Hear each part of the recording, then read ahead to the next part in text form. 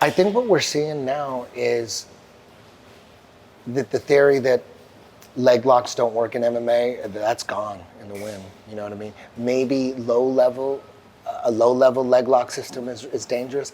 And for sure, you can't just be a pure leg lock guy, and you gotta develop all aspects of the game in MMA, including stand up and wrestling. You can't just be a leg lock guy and do great in MMA.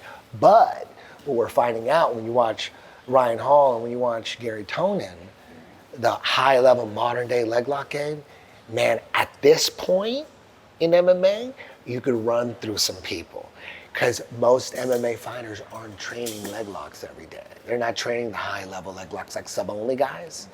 So right now, and plus the overall theory that you shouldn't rely on leg locks in MMA, you'll get killed, you'll get punched, and you'll get smashed, which can still happen for sure. But that's for a while it's gonna be gone.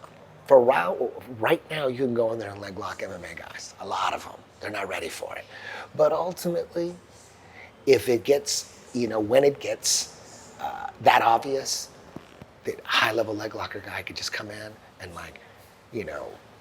attempt a shitty shot and just, latch onto a single, but not even come close to taking them down, but just pulling guard into leg locks, like the way Gary Tonin, he did that. Like he just goes in, and he wrestling, he just goes in, grabs a single, pulls guard, starts attacking the legs.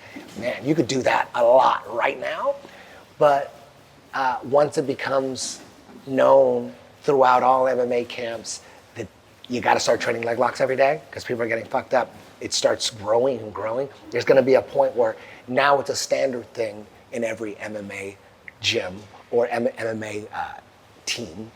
We got to have our leg locks. We got to cut and sliver in some time for some high leg lock work. You know what I mean? Because it's becoming more and more popular in MMA.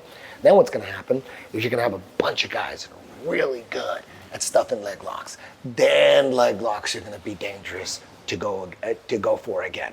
Then you're going to get fucked up with leg locks. If everybody had Dante Leon leg lock defense in MMA, you'd think twice about going for a leg lock because he's going to defend it and then smash you, right? Because right now, guys aren't ready for it.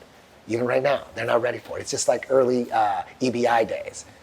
All of a sudden this format comes up where everything's legal, sub-only starts exploding, and those that were doing leg locks, all of a sudden, boom, that's their stage.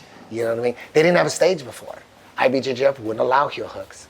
And MMA, the overall thought was, don't do leg locks, you're gonna get killed. So we're like, why would, so leg lockers were just getting glory on open mats. You know what I mean? They'd fuck people up, they'd go do drop-ins and leg lock everybody, you know what I mean? But now there's, the sub-only game blossomed, and now there's a place for leg lockers, So in the beginning, they caught everybody with their pants down. DDS guys just fucking leg locking everybody, right? And then now it's not so easy. Now everybody got good leg lock defense. It ain't that easy no more, right? So MMA is still at the grappling level of pre-EBI. So right now you can go in there and fuck a lot of MMA guys up. You fuck them up. They're just not training leg locks. They got so much other shit to worry about. They got their fucking strength and conditioning. They got to work on their hands. They got to work their kickboxing. They got to jump in a fucking frozen tub. And then they got their little jiu-jitsu where they're going to work out. They're going to spend time with leg locks like the way a sub-only guy trains, getting ready for a tournament. No, they're not. So that's where you got